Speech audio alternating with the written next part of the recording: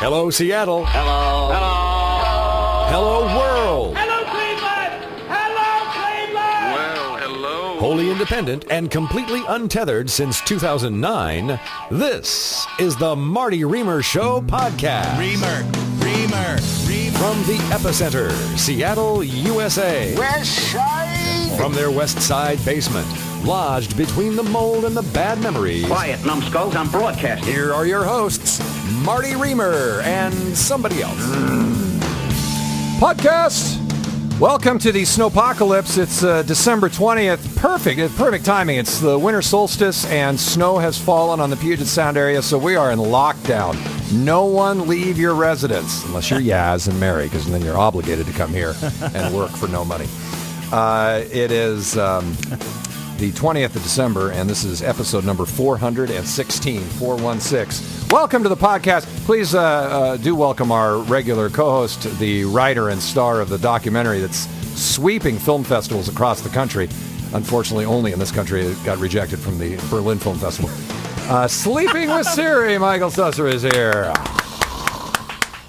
Hey, Marty. Oh, wait a sec. Let's switch on over. There we go.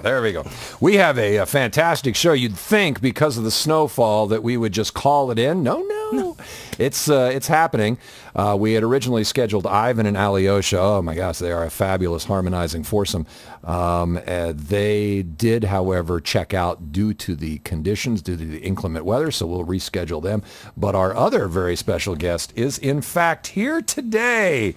It's a name you'll recognize. How many Olympic athletes, if I asked you to come up with a list of Olympic athlete names that you could recall off the top of your head, you'd say Mary Lou Retton? That came to mind. Yes, definitely. That's it. Oksana Bayul, is she one? Ooh. Or was that a Russian federation? Is that a Russian country? Bruce Jenner. Bruce Jenner? Bruce Jenner comes there to you mind. go. Yeah. And Kevin Rees Barnett. How about that? Yes. How about we get them all in there? Yes. Ladies and gentlemen, a championship volleyball player who was a star on the U.S. Olympic volleyball team in 2000 in Sydney, 2004 in Athens, and now here in the moldy basement. Please welcome Kevin Rees Barnett here. Thank you. I'm glad I got to follow Bruce Jenner. Thanks for that. Yeah. Well, he's a freak now. So I got to work on my plastic surgery if I'm going to follow Bruce Jenner. Yeah. Kevin, why is it that I know your middle name as well as I know your first and last name? I don't know. I've never been introduced with the middle name. I all of a sudden feel like a serial killer or a presidential assassin. It's true. Yeah. You have to be a criminal to have all. But Kevin Rees Barnett is the way I know you. Is that not the way you were always introduced on? No, I named my first son my middle name, so now I have lost my middle name. It really doesn't even feel like it's attached to me anymore. If you say Rees Barnett, I think I'm looking for some 11-year-old who is disenfranchised with what I've told him to do. Well, Kevin is up here for the Final Four of women's Olympic volleyball. No, women's volleyball. Women's collegiate volleyball, which took place last night, unbeknownst to me, because I was horrified by the pending snow storm. You were hunkered down here in the basement. Yeah. You were ready. Yeah, couldn't watch his TV or anything. But the Huskies were in, and now they are out. Not. Yeah, it was the semifinals last night. The Huskies had made it miraculous fashion a week ago. They defeated USC at USC, went down 2-0, and those who follow volleyball, it's a best of 5. So you go down 2-0, you're in trouble. They came all the way back and won, and then they get to the Final Four, a lot of excitement. Key Arena darn near sold out. Really a cool environment. It was great to have the home team in there, and Penn State came out and just whooped them. Yeah. So is it like in basketball where the Final Four is not played in the location where one of the teams is based? Right, it's predetermined. It's predetermined. Yeah, this one was kind of a goal for UW, I know, for them to make it. And they're always one of the good teams. They won, I think, last in 05, I want to say, or 06 was their last championship. And this year they got the opportunity to win it here. The last time that happened was Nebraska, I think. So Nebraska must be 06. That Nebraska hosted and won the national championship. It's not going to happen for UW this year, but hey, good season. Yeah. Would like to have gone out with a little more flair than last night. Kevin, as I mentioned, was on the 2004 U.S. Olympic men's volleyball team that came in fourth. I know. Fourth. I know. But I ask this, is it better to come in fourth than to leave with the shame of a bronze medal? We have this argument all the time on my show. We always wonder about what do you do with the silver medal, right? Because this is how it works. The gold medalist is stoked. They just won the gold medal. All right, you're the best in the world. You're going to be pretty happy. Yeah. Yeah. The silver medalist, it looks like they just ate bad cornflakes. Yes, right. They're pissed off. Yeah, they're this not close. They are not happy. And the bronze medalists, well, they won their last match. They won that third place match, so they're excited to get on the medal stand. Right. So the bronze medal is great, but we got the tin, and I have a completion certificate. Is what I got. Completion. Yeah, I was there. Yeah, that is pretty Completion, incredible. is that really just, I made it across the finish line kind of a thing? Yeah, it's like everyone gets a trophy. Oh. Yeah, it's the Olympics gone politically correct. Do they do they have some ceremony where you get that, or do you just get it in the mail? No, 6 they just weeks mail later? it to you. Yeah, and Jacques Roger. I don't think it's even his signature. It's a stamp. Please forward, if not at this Exactly. address any longer.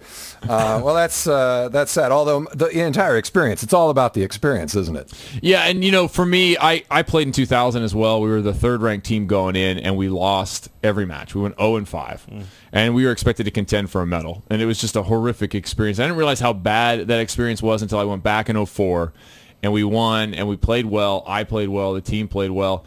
And we finished, and yeah, I won a medal. I would like to have stood on the medal stand. Obviously, I won a gold medal, but I left at least satisfied. Hey, I played as well as I could. The team played as well as they could. We gave it everything we had, and sometimes it's just not enough. You're talking about 2 weeks out of 4 years. And in that last game, you were playing the Russians?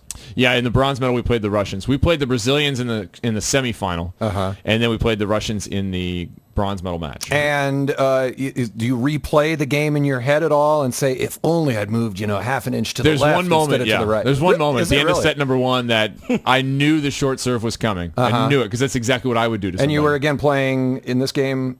Yeah, I play outside hitter. No, I mean, what team were you playing? Team USA against Russia. Russia, okay. Yeah, against okay. Russia. Yeah. And so the end of the first set, they're leading. They have set point, and I know this guy's going to cut the ball short. And sure enough, he does. But I hadn't really committed to it. I go close, and it goes over the net, and we lose the point. We end up losing that set and the rest. But whatever. Is it easier? I mean, I don't know if you can judge this because you've only experienced the Olympics one way, and I've experienced it in many ways. I mean, look on at the couch watching. that's right. Olympics, All the many ways I've experienced the Olympics.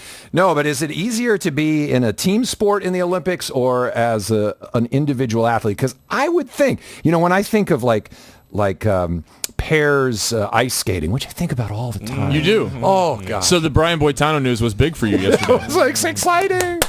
Most shocking news ever. Yeah, really. Brian Boitano is gay. You felt the need to tell us that. Yeah. The fact that the Huffington Post put it right up at the major banner. Oh, it was on there. Yeah, USA Today, big news. No, I'm just curious if you're, in pairs skating and you let your partner down, it's worse almost than just letting yourself down. And if you're on a team and you were responsible in some way for not making, that little.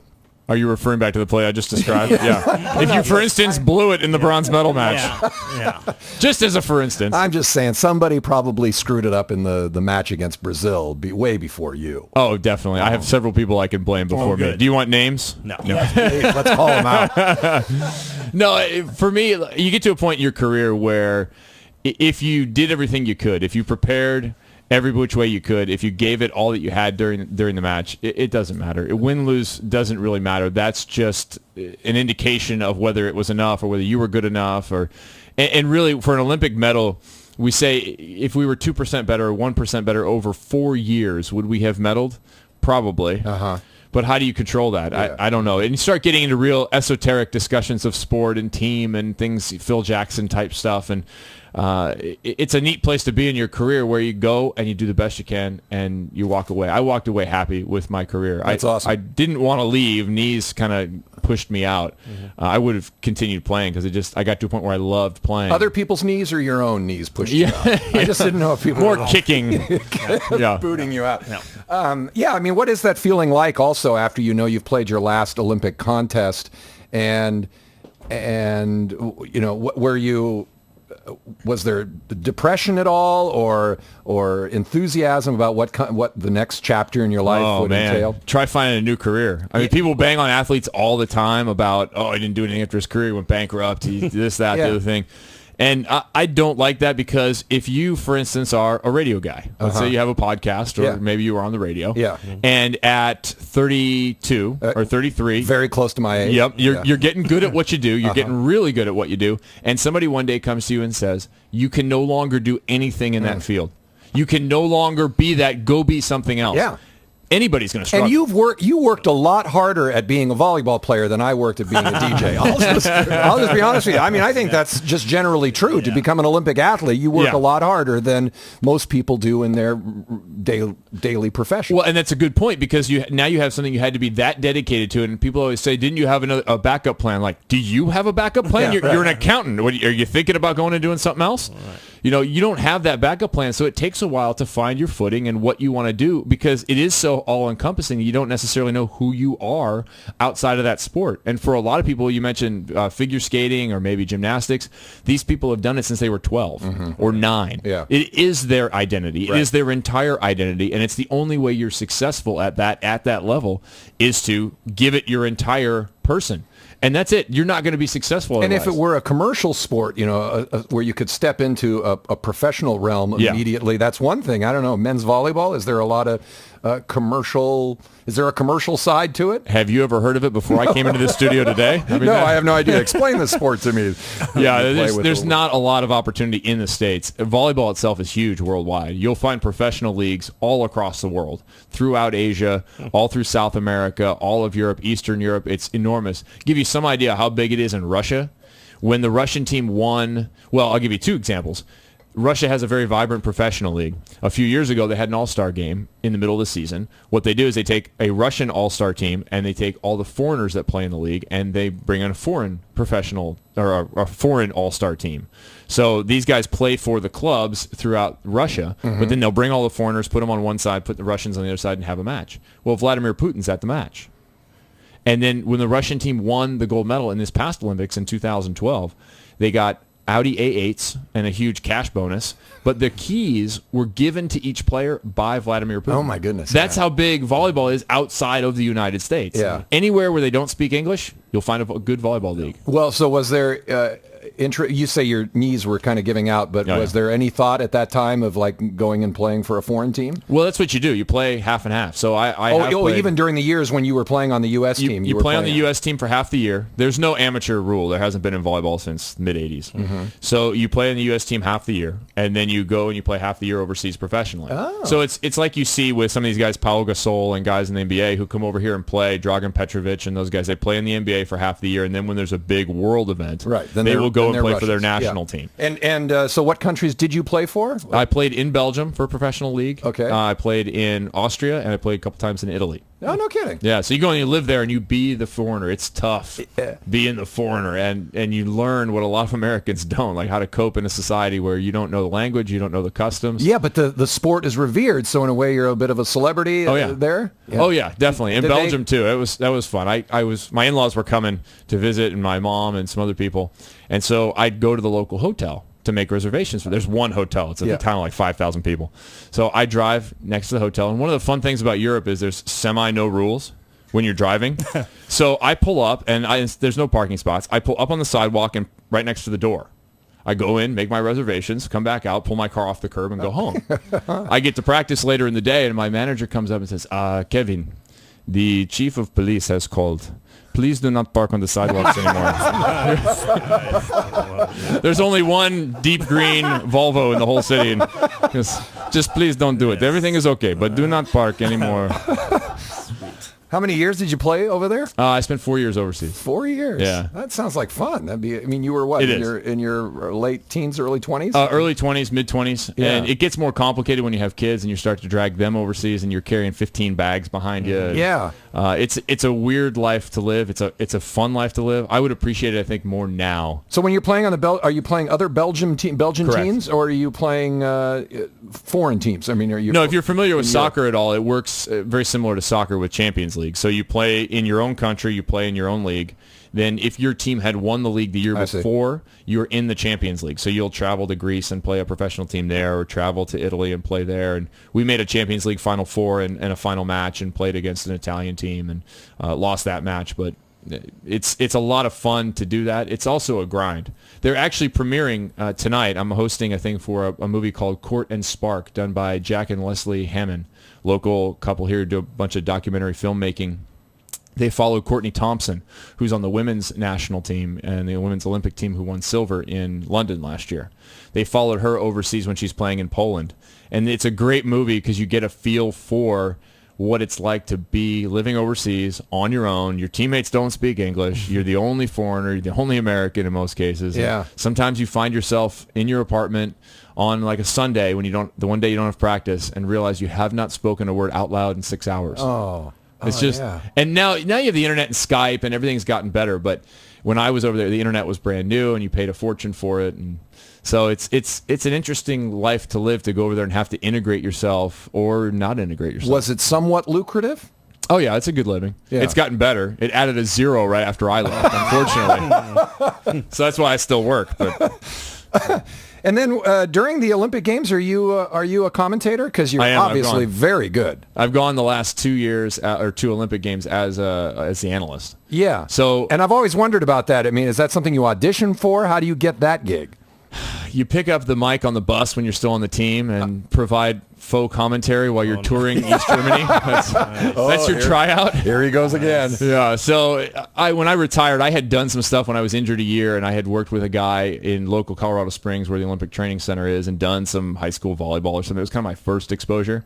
Then when I retired, USA Volleyball, which is the governing organization for the national teams in the Olympic Games, they called me and said, hey, do you want to do World League? We're looking for somebody. Okay. So that was kind of my entree to being a professional. And I started working a little bit. And now I've worked hard to go from being a volleyball analyst, which if you're a basketball guy or a baseball guy or hockey, you can be an analyst and you probably make a pretty good career out of being an analyst, being the how and why of your sport. Right. You don't need to do anything else. For me, I've worked to become the play-by-play guy, so I can be the who and what, and I can move between places, and I can be the host of a podcast, and I host a bunch of other stuff just to develop those skills. Yeah. You and I were chatting earlier about a podcast and how bad you are at it at first. Like I thought, I can host a show, and then I do it, and I go back and listen. And go, this is terrible. Oh, you can't. You're very good. Your podcast is called The Net. The Net Live. The Net Live. Yeah. And it's all about volleyball in general, but men's or women's doesn't matter, just volleyball. Men's, women's, professional, collegiate, international. We talk about everything, and honestly, for half the show, we try not to talk about volleyball. Yeah, at least that's the way it should be. How often? Once a week on Mondays. And so we're actually doing a show today. So I was saying tomorrow, but today we're doing a show from 3 to 5 from the convention here. Because not only do you guys have the Final Four, you also have the Coaches Convention, the American Volleyball Coaches Convention. It's an amazing thing. It's the largest gathering of volleyball coaches in the world. What do they do when they convene? Talk about volleyball. Really? Yeah, it's just really inside. It's just ugly. It's all kind of teaching opportunities, and it's like anything else. You have vendors there. You have classes going on. You have high-profile coaches speaking. If you're in whatever industry and you go to your industry's large convention, this is what that is. Yeah. And people come from overseas for it. People come because there's so many coaches in the United States. There's no professional league, but there's more than 300 Division I programs that all have head coaches and assistants. Yeah, and so they're all in it's a very Seattle. vibrant community. They're all here, yeah. Right here in Seattle. And the snowstorm must have everyone just in a tizzy. Oh, my God. I'm sure everyone coming from out of town is like, what's the big deal? But everyone local is like, this is horrifying.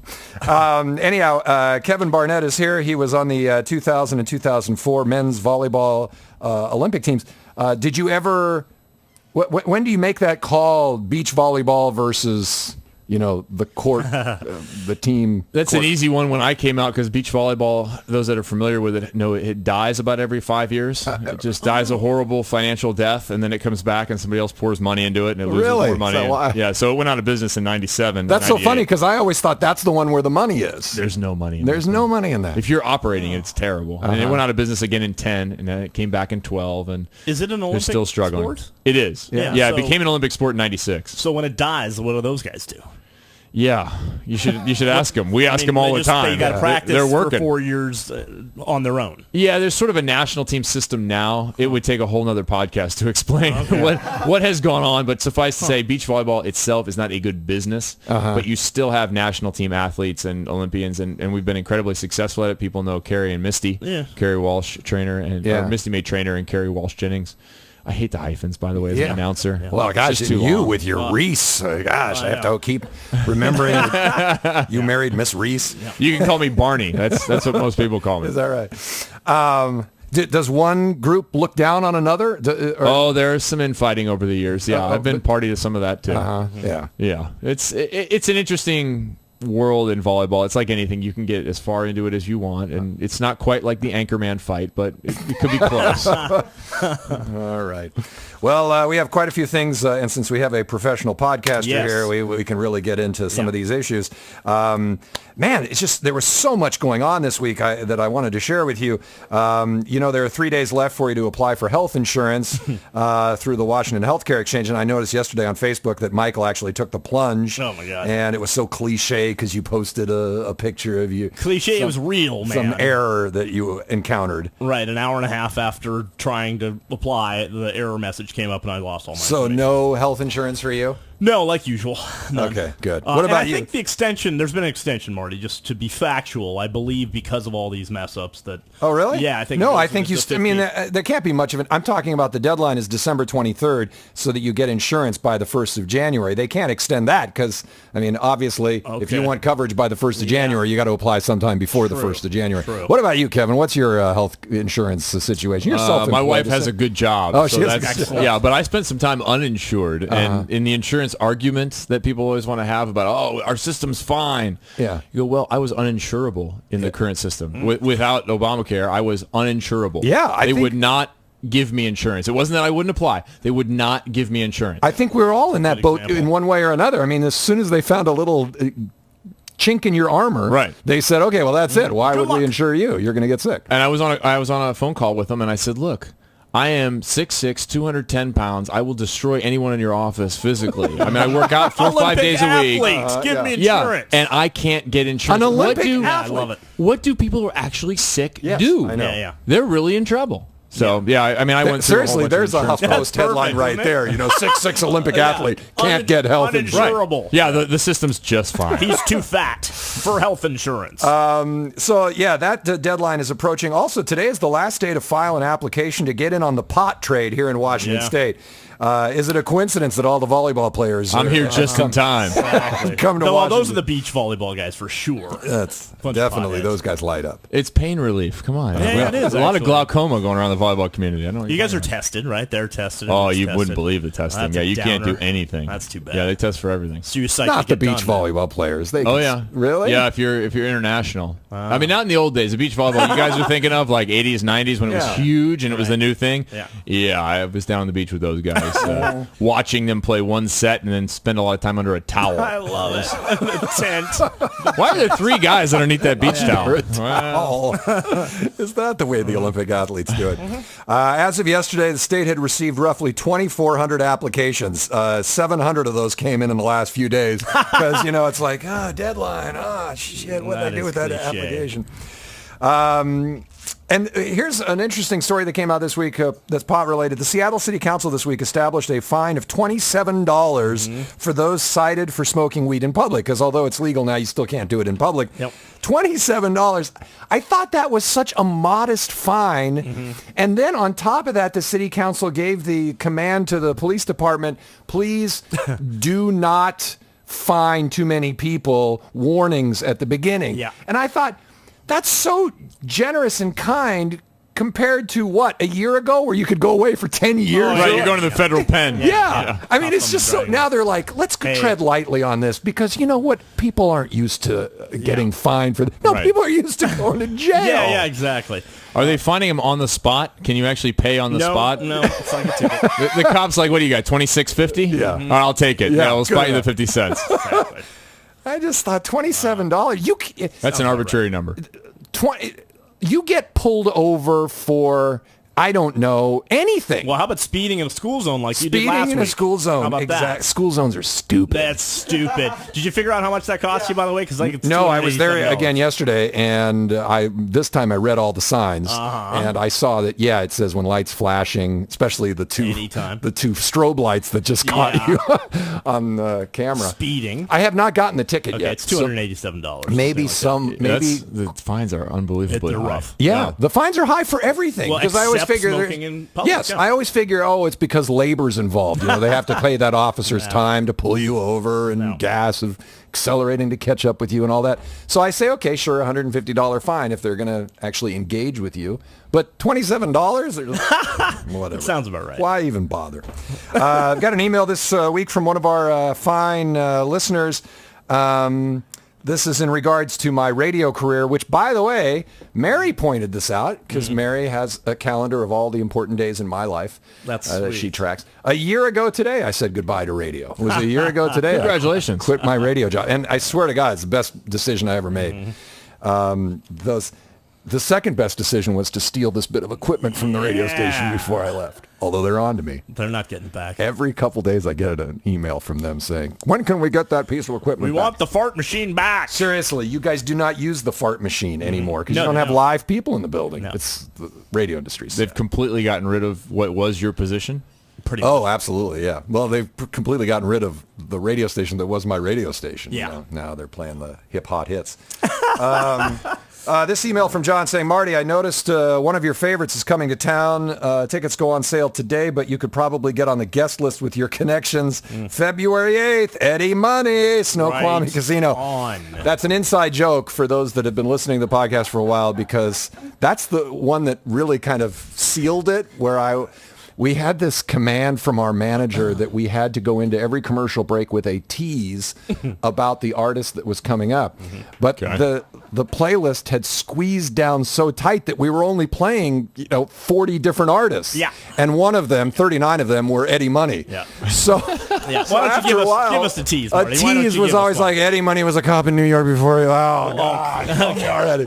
Do it well, though. I mean, you can do it well. It was, One time, Eddie Money was paid in cocaine to play a show down at Berkeley. Who gave me that little tidbit? Thank you. Well, seriously, I was like stringing the rope around my neck, and Michael goes, we paid Eddie Money in cocaine to play our frat party down at Berkeley. And I went, sold! Finally. Yeah. I was so desperate for any kind of a tease that would hold people through an How 18-minute... many tickets are there to Paradise coming up next? God damn it, I quit! Right? Basically. We have the number for you. How many tickets? And then that was right around the same time that Eddie Money was doing that horrible Geico commercial. Did you ever see that? I'm just down with Hump Day. That's when you say Geico commercial. I just think about somebody going, "Hey, Mike, what day is it, Mike? Come on, I know you can hear me." I don't know that one. You have never heard Hump Day? No, I've not somebody's got to boot it up for you right now. I'll Yeah, get Hump that Day that's an all timer. Eddie Money was singing to a couple in a travel agency, 2 tickets to Paradise, and I he see. looks Yeah, that's like right. hell. Yeah, I mean, right. seriously, he looked like he put the cocaine on his face and set it on fire. He was all sweaty. It was bad. Oh, it was not a bad. pretty look Worse for than him. normal. There's a lot of 80s musicians that I think are in that same boat right about now. Yeah, and Geico is going, who can we recruit? Oh, God, I know. Who can we get to sell Behind the insurance? Music with Poison. That was a good one. This week, a video was released that is the most amazing video of all time. It was taken aboard a West Seattle Metro bus. The footage shows an armed gunman. So this is the C line. This is the one Yaz takes to get here. Okay, well. So the bus is cruising along, and there's a guy in the back of the bus waving a handgun around. And as is typical on public transportation, you're in your own zone there. You're just like, "Rawr." There's one woman who's kind of like waving him away like he's an I'm trying to annoying read gnat. my There's a iPad. fly, and she's like, "Rawr, get the fly out of my way." But he hasn't really engaged anyone yet. He's just kind of running up the aisle. Yeah. Finally, he gets to the front of the bus, and there's a guy listening to his iPod with earbuds in, staring straight ahead as you do. You don't make eye contact with anyone. you can't. And he's on one of the seats that's facing at a right angle to the direction of the bus. Okay. And he's just staring ahead. And the guy with the gun, the assailant, walks up to him and doesn't wave the gun in his face, kind of, to show, look, I've got. He points the gun directly at him. And without a moment's hesitation, this guy, and he looks very meek and mild-mannered. He doesn't look like Kevin Rees Barnett here, 6'6", 210 pounds. He wrestles the gun out of the guy's hand, just whop, whoop, whop, on the ground. 2 other guys pile on top of him. Nice. While at the same time, 90% of the bus, including one big, huge guy wearing a baseball cap, climbs over them, goes, I will exit. No, this is my stop. Holy shit. One woman who's sitting right up front with her crutches tosses the crutches and just, I'm out of here. Wow. But then you hear her scream. Do we have the audio of the? No, we didn't. She's screaming from outside the bus. Get my stuff! Get my stuff! She makes somebody else, not on crutches apparently, come back in the midst of the commotion to get her stuff. Nice. I'm like, it's bad enough that you pull Stepped over the mayhem. a George Costanza and climb over everyone to get the hell out of there. But it's another thing to make somebody else go back in. Get my stuff! God damn it, I need my stuff. I tell you, they had that guy on the Today Show. Yep. Did you put his picture up already? He'd been training his whole life for that. He'd been waiting. Maybe. Man. Which is maybe that's him right here. Anything can happen on public transportation. That's why no one's really surprised. I mean, if you've ever ridden the bus, like I've ridden the bus in LA, and it's not really public transportation. It's just for the crazies. Yeah. Basically. Well, I agree with you. Anything could happen, but I think the way you play it out in your head is anything can happen to somebody else. Like I would fully expect that to happen at the front of the bus, and I'd be like, "What's going on up there?" All right, back to my book. But when someone actually points a gun to your face, my reaction would be, okay, you're probably not going to shoot me in the head, but I don't know what you want from me. I don't know what I could possibly give you that's going to calm you down. Yeah. And then the guy that was wrestled to the ground the whole time he was on the ground kept screaming, "You're hurting me! You're hurting me!" Excellent. I'm like, oh well, that's fitting. You poor thing. So there's a picture of the guy. Look at him here, Kevin. That's him. Tell me, he's wearing a sweater vest. Who took care of him? Took care of the gunman? That's the guy. Wow. So they talked to him and they asked him a few questions here on the Today Show. And sure, these are questions that you would want to know too. Happy Friday. We're back now at 7:42 with the man involved in a dramatic scene we first showed you on Thursday. You probably remember this video. Casey Borgen was just minding his own business on a Seattle bus when a man walked up and pointed a gun in his face. As you can see, he jumps up, grabs the weapon, and starts wailing on his would-be robber. Soon, other riders help subdue that suspect. Well, Casey Borgen is with us now exclusively. Casey, good morning to you. It's great to have you here. Thank you for having me. Good to have you here, man. I think a lot of people can relate to someone sitting on the bus, zoning out on their phone. But here's where you're different. When a guy comes up to you and points a gun in your face, it seemed like you just leapt into action without even thinking about it. It seemed like all instinct. You could say that. I think that I had my headphones on and my phone on, and from my perspective, I just looked up and saw the gun, and a lot of people have thought that it was a conscious action to try and take him down, but it was something that was just pure instinct, and I recall thinking as it was happening, it was a bad idea, and but your body was still just going through the motions. And once that happened, it was one of those things where it had to kind of be carried to its logical conclusion. What were you listening to? Was anything motivating this? No, I don't think so. I mean, it was on shuffle. I honestly couldn't tell you what I was listening to. I mean, is it No, seriously, I thought he was going to be listening to like some death metal. Yeah, Rage Against the Machine comes to mind. Exactly. Yeah. And that he thinks he's in a video game and it's like, oh, must take this guy down. Yeah. And he's played a lot of Grand Theft Auto, and he's ready. That is, anyhow, I've never experienced, and to think that happened here on my sea line, the sea line that I ride quite. Reasons not to take the bus. Oh, Marty. stop it already! By the way, which one's the Katie button? The Katie. Oh, there it is. We found out this week the Katie Couric show has been canceled, which is another media institution that we helped bring to its knees because we were on the show. It does seem like earlier this year the downward spiral began as soon as she had you on and she did this. Hi, Marty. Yeah, that was her. That was her giving a shout out to me in the audience. That's lovely. And after that, it was like, we put the kibosh on her. She's just going to make $1 billion on Yahoo. We were on the show, and the whole time we were sitting there saying, "I can't believe this show gets any kind of viewers because it's weird." Yeah. We were on the show talking about our documentary, and they had revenge porn. We were sharing the bill with some women who had been the subject of revenge porn on Facebook. Wow. And Katie Couric doing revenge porn. I'm just trying to, That's exactly what we said when we were in the green room and the woman sitting across us, we started the small talk with her and said, so she asked, what are you doing on the show? And we said, oh, well, you made a documentary about kids who give up, their cell phones for 3 days. And we said, what about you? And she goes, oh, my boyfriend did revenge porn on me and posted nude pictures of me on Facebook. And I'm like, I'm on right before you. What? And I'm like, wow, that doesn't seem like it would be the same show, but okay. Yeah. And then Marty was like, oh, will you show me the pictures? So that was awkward. And oddly enough, she seemed like the type who'd be more than willing to go. Yeah. And here are the pictures. It's true. It's part of the story. I'm just trying to tell her story. Mm-hmm. Do we still have the Kardashian show? Do we still have the mother Kardashian? Do we still have her program on where she has Kanye on every other week? I think that's all still going. Oh, my goodness. I know. I just watched The Soup to catch up on all that. Here is the true meaning of social media. A Facebook friend of mine in New Mexico earlier this week, I'm not making this up, posted an update that she was at Walgreens standing next to Donald Rumsfeld in the laxative aisle, and he was buying Metamucil. I think when Mark Zuckerberg or the Winklevoss twins invented Facebook, they imagined a scene like that. When Donald Rumsfeld is buying Metamucil, you should be able to take a picture of that, post it to all your friends so that everyone knows. So now we all know, at least my circle of friends knows, that Donald Rumsfeld is a little backed up. And then you forwarded it, probably. No, I just laughed. I thought, oh my God, this is the epitome of social media gone wrong. He's waging a campaign of shock and awe on his GI tract.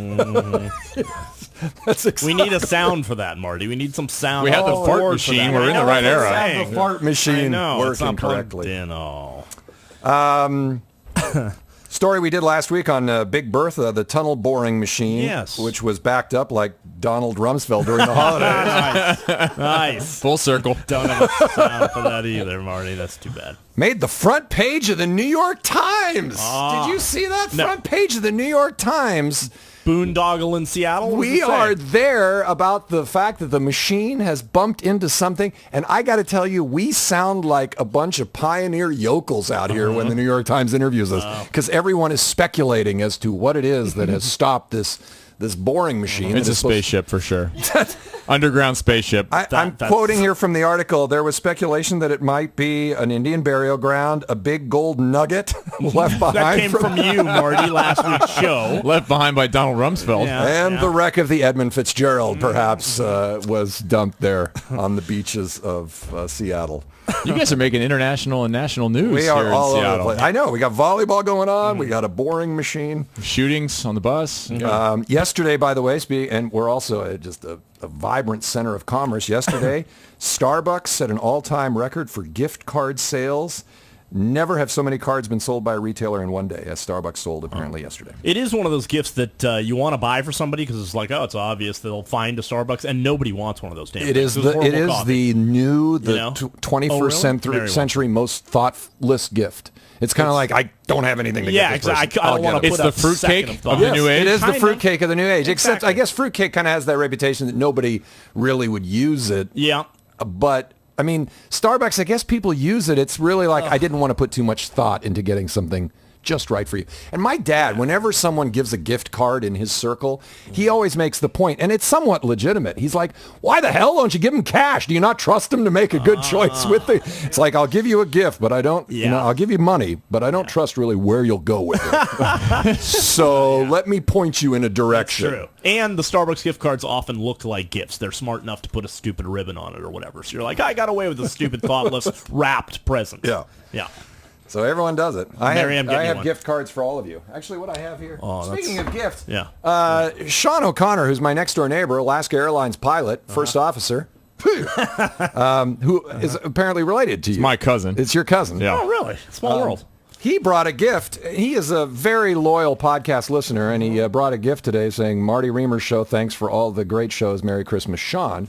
And he said, be sure and open it on the show. Uh-oh. I'm sure it's embarrassing. It's a Starbucks gift card. I hope so. Oh, my God. This is You the guessed most- it. I did guess it. When I shook it, I said, I hope this is cereal. And it's the best kind of freaking cereal. It's Swiss muesli. This box of cereal costs like $35. Is that super Really? colon blow over there? Is that, Yeah. you'd have to Donald- eat 3,500 bowls of total. Donald Rumsfeld, this is the answer to all your problems. Post it on Facebook. Right here for Donald to see. What's the backstory on this? I don't even know what the backstory is, but it is really like my favorite cereal of all time, but I never can buy it because it's too expensive. And how This would is the he kind know? of cereal that weighs like 5 pounds, right? It's It that does. box, but it weighs 5 pounds. Seriously, let's check the calories. It's like 6,000 calories per, like just looking at it. 220 calories in a half a cup. Okay. But feel the weight of this. Yeah, just drop it on the desk. That's not. You're not kidding. No, it's. And Mary was rubbing her hands together behind you. She hasn't eaten in months. I don't know if you can She's get- like, oh my god, the office has cereal.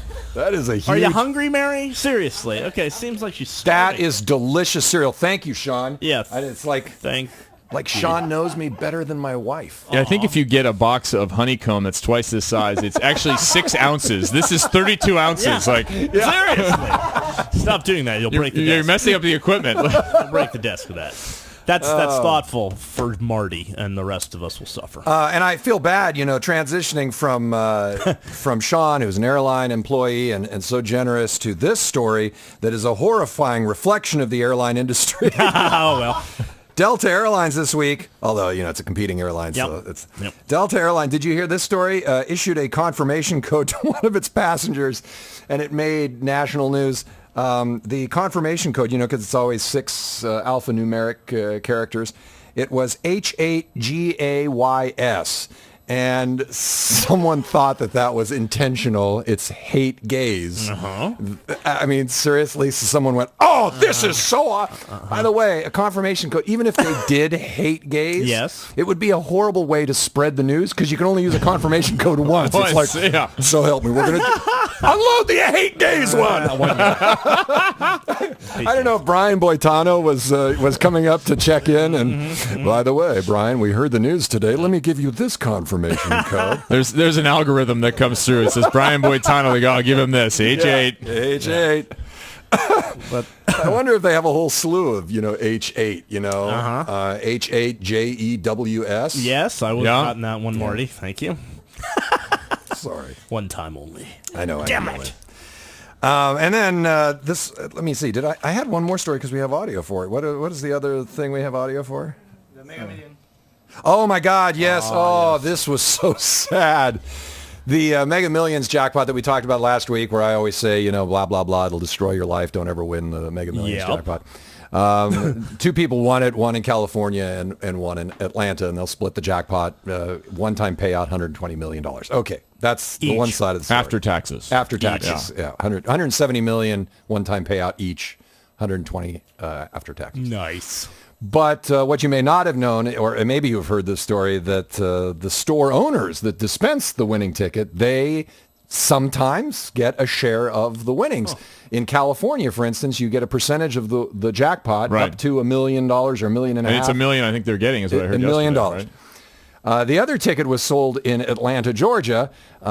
Georgia is not such a freewheeling state, but CNN was not privy to that news when they went to the store owner and gave her the exciting news. Now, by selling the winning ticket, there's also prize money for you. I know that I don't know how much. Long time ago, I heard it's $25,000. $25,000. Let me just tell you, it's a lot more than $25,000. Really? It is about $1 million that you get. Oh my gosh! Oh my God! I never handled that much. And you never will, ma'am. Oh, no. It turns out Georgia does not share any of the proceeds with the store. She gets nothing. She gets nada. She doesn't get 25. And that's Martin Savage from CNN with the the resonant voice. Oh, yes, yeah. you. Oh, yeah. I mean, that's who you expect to have tell you've just won $1 million. You've just won $1 million. That's brutal. Oh, I love it how she. I mean, I hate it. It's a little funny if you're not that person. Yeah. Oh my God. Yeah, that's brutal. Oh, how embarrassed are you? And he's just an idiot for not checking that. Yes. Just check it. Oh, by the way, I mean, because she's like, she's humble. She's like, I think maybe $25,000. I don't. If could I be so lucky as to have? No, ma'am. You've won $1 million or zero. Or zero. Actually, nothing. Remember that 20? Remember when you felt lucky at 25,000? You don't get that either. You're not even that lucky. Ah, that's brutal. All right, and then finally, speaking of unlucky, it's so great that we have an actual Olympic athlete here, not just us who play them on this program quite frequently. Because this week, a very funny story about the Olympic torch, which is making its way to Sochi in Russia. The Winter Olympics begin in just a few weeks here, right? Yeah, sometime in February. February, yeah.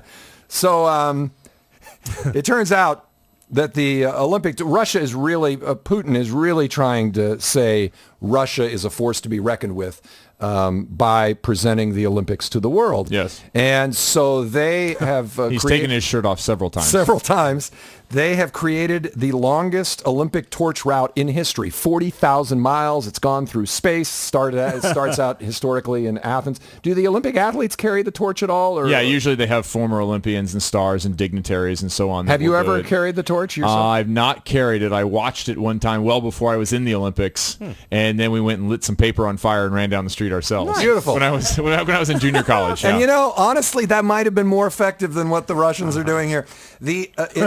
Reportedly, the flame has gone out 4 dozen times. One time it had to be relit by a disposable lighter because the guy running with it freaked out. He was just like, it just went out. I don't think it's supposed to go out. And one of the folks that were, protecting it was standing next to it comes with an entourage. A Zippo and just like lights the it. keeper of the flame. And apparently Zippo used that footage in a marketing campaign. They're like, when you really need something to stay lit. And the Olympics are very protective of their brand. Oh, they are. One of the flame carriers fell over and died of a heart attack while carrying the torch his allotted 218 yards. So that's kind of a bummer. Yeah. Certainly for him.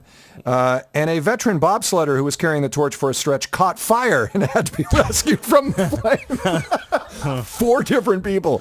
You should see the workers' comp insurance on this whole deal. 40,000 miles. They're like, well, you're going to carry an open flame for 40,000 miles? Across continent. So anyhow, they're trying their best, but it's just not playing out so well. 4 different people's clothing have caught fire because I read I think you're supposed to have it up here. Aren't you supposed to hold it away from your body? In tight? Yeah, they say the people who actually carry the torch say it's awkward because you have to run with it. And you get tired. This is not easy to do. This is not an easy. You can't swing your arm back and forth the way you naturally would when you're running, the way I do when I run. And then I guess, if it's windy enough, the flame will blow. They don't want to catch their hair on fire. Sure. Yeah. So they are worried about carrying it too high. So there are some logistics problems. You actually get to keep that thing. You get to keep your torch. You're issued a torch. They'll take all the flame out of it. They'll take all the butane or whatever it is that runs it, but they will give you your torch. So each person that goes gets one. You pass the flame to the next torch? That's why you see them doing this, and they go on with the next one. And if you're one of those folks, you get to have that torch. That makes some sense, because in the article it also said that they had commissioned a company in Russia to make, I don't know what it was, 10,000 torches for $10 million. It was like some insane amount of money was spent on just making it. And I go, why do they need so many torches? So everyone gets I've held a few of them. They're pretty neat. And it's one of those things people hang on to. So I ran it for whatever. It is like hundreds of yards in many cases in the crowded places that, you don't have somebody running overnight with it for 6 hours. Right, I know, because that's the image that you're giving. Keeping the Olympic flame alive in lower Cleveland. Yeah, like it's some fraternity stunt. We're going to carry this thing 24 hours straight. Yeah. It's not that way. If you were a Winter Olympic athlete right now, with whatever it is, a month and a half to go before the games, where are you in your mental frame of mind right now? You're just training. You were asking me earlier about the individual and the team aspect of things, and I think one of the interesting things about the Olympic experience is it's different depending upon your schedule. So for volleyball players, we go from the day of or the day after opening to the day of closing. If you play well. If you play poorly, you get a week's vacation in the second half. It's not good. But if you play well, I played the day of closing in 2004. So I did not even go to closing. I went back to my apartment in the village and just said, hey, I'm done. I'm not going out. I am exhausted. But for some athletes, they come into the Olympic Games and they maybe have an event in the first 2 days, and they're done. And then they party in the village, and this is where all the stories come from. Well, Yaz wanted me to ask you, how skanky does the village get? Yaz, anything you thought of? Yes. Wow. Really? Yeah. Wow. And from what I understand, you may have thought of some things. Well, he knows Yaz. Yeah. I like my Swiss muesli. Yaz likes his perversions. We all have our things, So, yeah, some athletes have to do that. Other athletes, they actually check into the Olympic Village, or they will come a week late and check into the Olympic Village because they play the last 2 days. That's kind of a bummer because now you go 2 days and it's over. Yeah. You can't, and you have to train through the whole beginning part. You're focused on getting better and performing and everything you've done you for are 4 still years. praying. You could be praying too. Yeah. Sure. You are still training at this point, but at some point, don't you just say, well, if I can't do it now, No, it's a daily thing. I mean, Really? you're asking about those winter athletes. You're training and training and training, doing everything you can. And how many different ways can I slice this? I got to eat right. What about the travel? And you're probably dealing with people that you're trying to get to the Olympic Games and travel to watch you play and that kind of stuff. Do you have handlers who handle all that stuff for you? If you're Brian Boitano, Yeah. I mean, yeah. If you're a big star, if you're Lindsey Vonn or something, yeah, you have people that can handle. But if a it's lot your of that first stuff. games, you're on Delta going, God, I hate gays again. What the How did I always get that one? No, you travel. How do we travel? There's sometimes a charter. There's sometimes a lot of Olympic athletes on one flight. That kind of stuff, especially if it's far away. But other than that, you're kind of coming and going on regular airlines. Huh. Yeah, it's not the glitz and glamour that everyone thinks. Oh, you're on the Olympic team. You're on the national team. Yeah, I'm going coach. Yeah. To Europe in a center seat, and I'm not that tall. I'm Right. 6'6". I'm a little guy. You should see Phil back there. He's 6'10". You look back and there's Phil like this above the chair. Yeah. Is in volleyball, that's really what matters more than just about anything else. I mean, isn't that the height? Because you just want to be able to stand up at that net and just put your arms up and go, try to get around me. That's what we do. Is that? Yeah. No, it's basically basketball type guys. It's a very homogenous sport. So if you go down the So what's the sideline with shortest the guy? Seahawks, What was the shortest guy on your team? 6'4", Okay. and he's the defensive specialist. Okay. Yeah, now they have some smaller guys who are defensive specialists, but yeah, the smallest guy usually is 6 foot or 6'1". If it's a defensive specialist, the biggest guy is around 7 feet. Wow. If you're a Russian player, you're probably 7.5 feet. Yeah. That's probably the biggest guy. Yeah. It's amazing. It's we played the Russians about that same era, and I remember walking by him in the hotel, and we had just been talking about the little guy that they had in the middle. And I walked by the little guy. He was 6'10". Yeah. That's the It is little always, guy. It is always weird, like when you look at an NBA program and you see, Gary Payton, and he looks so little, like a little spry guard, and then he's 6'4". So Right. he's my height, and then it goes up from there. So, and it must go up there from there considerably to make him look that, Oh yeah, you were a 7'6" guy walking by me. I remember standing next to him. Like, is this how I make normal people feel? Yeah. because he's like a whole head taller than me. Yeah. It's very. Is odd. there trash talking in the game of volleyball? And do you I almost across got the in a fight. net Yeah, I almost got in a fight in 2004 with the Italians during the games? after the right after the match ended. I had some choice words for Oh, my. They were just guys talking who I knew. smack during the game. Oh, they're just Are they speaking English to you, or are they Oh talking? yeah, they speak English, and I Okay. speak enough, and I speak Italian from playing there, so we can communicate just fine. Yeah. What was he saying? What was? It was more me, and Oh, I see. You were the dick I was in that. slightly abrasive, yes, yeah. And we had lost the match, and I was not too happy. And that guy's kind of a Yeah. well, we're on the internet, right? Yeah. Yeah, you he's say kind of a whatever you want. douchebag. So Yeah. we darn near had a fight. I always wished volleyball was a contact sport. I wanted to play it like football. I wanted to hit you, except I was playing a sport where I couldn't hit you. And it's funny because Europeans, they would hit the ball. In volleyball, big plays, you get hit in the face. You hit somebody in the face, and it does not feel good. The ball's going that'd 80, be 90 miles horrible, an hour, and you get blasted in the face. Italians, all Europeans will go, hey, sorry, sorry, hit you in the face. I will scream and yell at you, and if I could hit you in the face on every play, I would do it. I would be perfectly happy to do it. Go USA. Now let's sing the Star-Spangled Banner.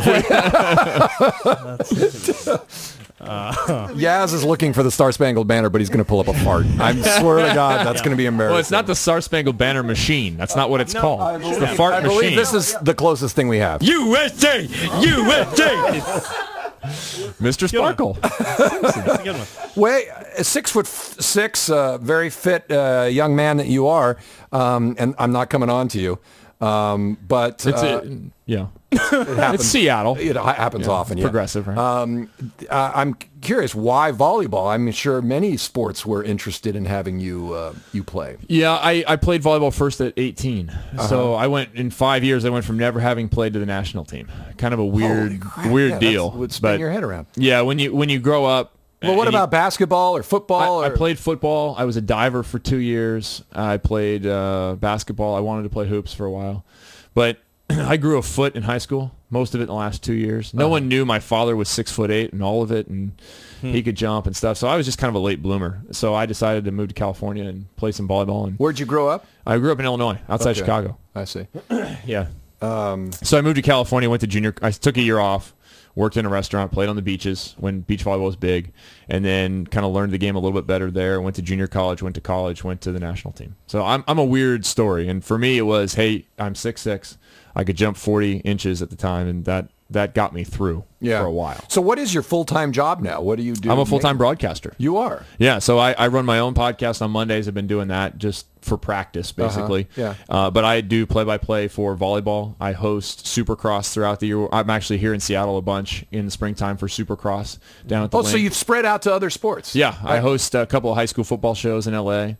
So I'm, at this point, a full-time broadcaster. It took about 5 years to build that new career we were talking about earlier. Yeah. What do you do in that transition period? Well, I became a stay-at-home dad. My kids were 2 and 4, so my wife went back to work. And I used to tell people, she was a financial person. She had an MBA, and I would make the money. She would manage it. But then she's making the money, and she's managing it. So I wasn't sure what my role was anymore. So I'm at home with the kids and started doing the World League, which is international volleyball, which has actually happened up here a couple times. And I got into that and found out I was pretty good at it and liked it and enjoyed performing, the performance aspect of it. And I've managed to while my way out of the analyst role, which I still play for the Olympics, and into the play-by-play chair. And that's hard to do. It's hard to get people to value you as something else I bet. in the entertainment world. They always view you the way you came in. Right. So now I host a variety of different things and get an opportunity to see a bunch of different sports. And now it's a full-time, year-round. I take 2 months a year off, basically. The logistics of the Olympic telecast is mind-numbing. Oh, it's crazy. Like, I could literally talk to you for another full hour about how they pull that off. So when you're calling a game, a volleyball game in the Olympics, right, you're calling it to tape, or are you sometimes calling it live, or are they recording the game and then you come back later and lay your play-by-play over top of it? You're calling the tape of the game? How is that done? Now, throughout my career, I've done all that. I started out calling stuff off a monitor in a studio next to the Tonight Show. And when they were all on strike, I wanted to go to the Tonight Show, but everybody was on strike like 10 years ago or 8 years ago, whatever it was. But I started out doing it that way, where they would tape it overseas, they would get the tape in, we would voice it, and then it would air a couple days later. But at the Olympic Games... Now, how hard is that? How hard is that to get excited about watching a two-dimensional representation of a game? You find out if you can be master thespian. Yeah. John Lovitz, Yeah. You get to cheat it a little bit, so you can look smarter than you are. So do you stop down and go, okay, I screwed that up, let's rewind and try that call again? I mean, you've done stuff on tape. So if you're doing something live, it just is live. And if you mess something up, you talk your way back out of it. Well, on tape, you just go, let's go back. And you can get trapped in that endlessly. And it takes forever. Yeah, it takes forever. Yeah, I hate going back. Even on tape. That's why I hate doing tape stuff. Yeah. And you can smith it to death. You start, I could be a little bit better. What about that syllable? It wasn't quite right. Right. No, for the Olympic Games, you mentioned the undertaking. It's unreal. The International Broadcast Center, the IBC it's called, is a warehouse, a few 100,000 square feet of international broadcasting going on. The Dutch, the Germans, the Japanese, everybody's in one building. But the NBC section of that is one enormous thing. It has a commissary. It has places for people to live that they stay in. And the high executives that never leave. There are people in the comm that stay in there. And you'll go into a place and there will be a wall that is 30 or 40 yards long and 20 feet high, and it's all monitors. Unbelievable. And it's every feed that's going out, because there's the Olympic feed, which is a broadcast feed that they do that goes worldwide, and many countries will take the international feed. Then there's the NBC feed for the United States. Then in some cases, like indoor volleyball, we have 1 or 2 cameras of our own plus the world feed. So we're doing a balancing act between what they're giving us. We have no idea what it will be, what replays it will be, what will come up next. There's no way for anyone to tell me that. And our own 2 cameras. and then trying to blend that. Other sites like beach volleyball is an entire, or basketball is all NBC cameras on top of the regular camera. So there's so many cameras inside there, and they're shooting each other's things, and they have full control of their broadcast. Yeah. So it's mostly live, though. Nowadays, that's the thing, is you guys as the viewers at home get to see whatever you want because you can find it on the internet. You can find it on MSNBC or on Bravo or something. They'll take over those channels, and you as the viewer get to do a lot more searching, get to watch a lot more of the Olympics that you want to see. But for the broadcasters, it's kind of tough. We did 42 matches in 15 days. We are in there constantly because we're providing content for you guys back here, for the internet, for this, for that. So we'll tailor the show depending upon where it's going to go. So if it's going to go into prime time, you'll find me explaining the most basic aspects of volleyball because I'm told to do that, because we have a lot of people watching that never see the sport. They're just into the Olympics, and here we're showing you some volleyball. If you're on MSNBC, I will go way deep inside baseball, because anyone who's watching MSNBC at 1 in the morning, they are excited about volleyball. They know the sport. Yeah. So it's always a balance with that, and they tell you, say, hey, look, make sure you explain something more fully, because this is going to be on prime time. And sometimes we'll call the first set because we're not sure if it's going to go 3 sets or 5 sets. We'll call the first set and I go, oh, no, second set's dead because we're definitely going to go. So we'll just stop, and then we'll pick up again. And you have to remember where you were when it's going to be a tape show. So there's some funny, delicate balancing that goes on. That just makes my head spin. The thought of that. That's unbelievable. All right. Well, we'll let you go. It has really been a pleasure having you here. Thanks for having me in. This has been a lot of fun. This is how it's done, by the way. Yeah, I think we can learn a little something from this gentleman here. Although Kevin could learn something from us, fart machine. It always comes in. I will find someone to steal one from. Just get an iPad. Who do you usually work with when, at the NBC crew to do the Olympics? Like Paul Sunderland is my co-host usually. He does the play-by-play. I do the analyst role. I see. And then we have a bunch of producers and stuff that they're regulars. It's a family deal. I bet it is. Kevin Rees Barnett, or call him Barney, or what are they people? There you go. Barney's good. Barney's good. That way I don't feel like a presidential assassin. Very good. Yeah.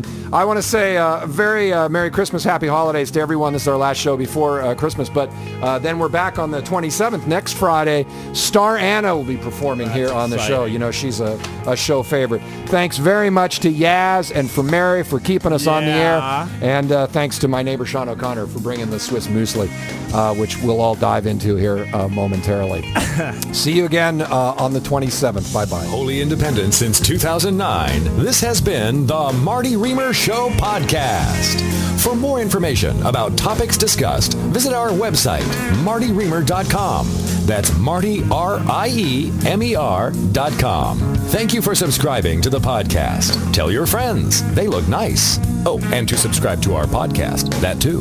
The Marty Riemer Show is a production of Twisted Scholar Incorporated. Remember, in America, a corporation is a person too. I'm your hungover announcer, Blair Schultz. See you next time. Word out. Bye-bye, Daddy. Bye-bye, Micah.